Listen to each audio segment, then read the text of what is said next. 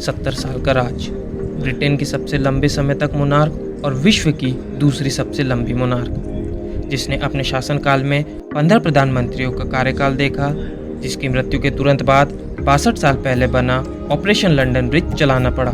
जानते हैं queen Elizabeth second और ऑपरेशन लंदन ब्रिज के बारे में। ब्रिटेन की महारानी क्वीन एलिजाबेथ सेकेंड की मृत्यु 96 साल की उम्र में 8 सितंबर 2022 को स्कॉटलैंड के बालमोरल महल में हुई, जिनकी मृत्यु के तुरंत बाद ही ऑपरेशन लंदन ब्रिज की शुरुआत कर दी गई। क्वीन एलिजाबेथ सिर्फ ब्रिटेन की महारानी ही नहीं बल्कि 15 दूसरे देशों की भी हेड ऑफ द स्टेट थी, जिसमें ऑस्ट्रेलिया, न्यूजीलैंड जैसे बड़े बड़े देश शामिल हैं।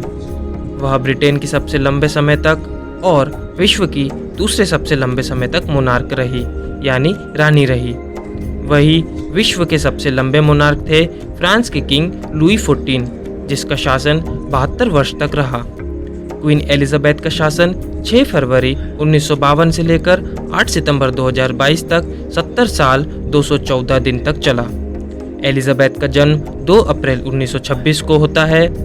1952 में अपने पिता किंग जॉर्ज 6 की मृत्यु के तुरंत बाद ही उन्होंने अपनी राजगद्दी संभाली। किंग जॉर्ज भारत के लास्ट एम्परर थे, क्योंकि उस समय भारत ब्रिटिश एम्पायर का भाग था।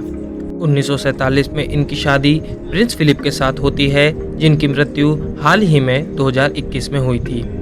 अपने 70 साल के शासन में इन्होंने 15 ब्रिटिश प्रधानमंत्री का कार्यकाल देखा। ऑपरेशन लंदन ब्रिज एलिजाबेथ की मृत्यु के तुरंत बाद ही शुरू हो गया। यह एलिजाबेथ की मृत्यु के बाद की प्रक्रिया और नए किंग के बनने से संबंधित है। इसे 1960 में तैयार किया गया था और वक्त वक्त पर इसमें बदलाव किए गए। इसमें कुछ अहम बदलाव तो खुद एलिजाबेथ ने किए थे। इस ऑपरेशन में भागीदार है government department official, police, broadcast. Operation के मुताबिक मृत्यु के तुरंत बाद एलिजाबेथ का प्राइवेट सेक्रेटरी, जो कि इस समय राइट ऑनरेबल एडवर्ड यंग है, वह ब्रिटेन की प्रधानमंत्री, जो कि अभी लिज ट्रूस है, उन्हें फ़ोन कॉल पर एक कोड के जरिए मृत्यु की सूचना देंगे, जो होगा लंदन ब्रिज इज डाउन। इसके बाद मीडिया रेडियो के जरिए इन्फॉर्मेशन देगा। बीबीसी, जो ब्रिटिश ब्रॉडकास्टिंग कॉरपोरेशन है, वह अपने सारे कार्यक्रम रोक देगा और एलिजाबेथ की मृत्यु की खबर प्रकाशित करेगा। बीबीसी का लोगो काले रंग का कर दिया जाएगा, जो कि सामान्यतः लाल रंग का होता है। एंकर काले रंग के कपड़े पहनकर न्यूज़ प्रकाशित करेंगे। फिर ब्रिटिश पीएम एक सूचना जारी करेंगे, जो कि पहले 15 देश जिसके head of the state British monarch है उन्हें भेजा जाएगा।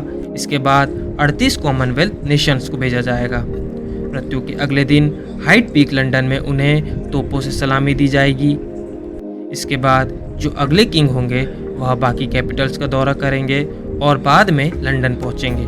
महारानी की बॉडी बकिंगम पैलेस में 4 दिनों तक रखी जाएगी।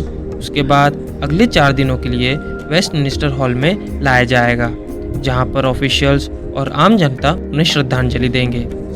वहां से उनका शरीर विंडसर महल लाया जाएगा और सेंट जॉर्ज चैपल में उनके पिता के समीप अंतिम संस्कार किया जाएगा। यह सब लंदन में स्थित है।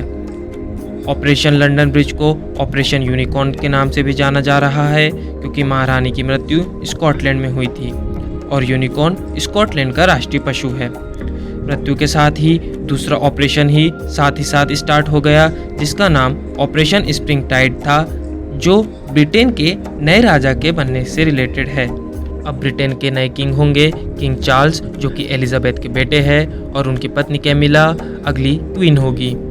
एलिजाबेथ की मृत्यु पर वर्ल्ड लीडर्स ने शोक जताया है, जिसमें शामिल है फ्रांस के president Emmanuel Macron, US president Joe Biden, Russian president Vladimir Putin. Bharat के प्रधानमंत्री नरेंद्र मोदी ने भी ट्वीट करके श्रद्धांजलि दी है। उन्होंने एक किस्सा बताया है कि जब वह एलिजाबेथ से मिले थे तो एलिजाबेथ ने उन्हें एक अपना रुमाल दिखाते हुए कहा था कि यह उन्हें गांधी जी ने उनकी शादी पर एक तोहफे के तौर पर दिया है। तो यह थी एलिजाबेथ सेकेंड और ऑपरेशन लंदन ब्रिज की कहानी।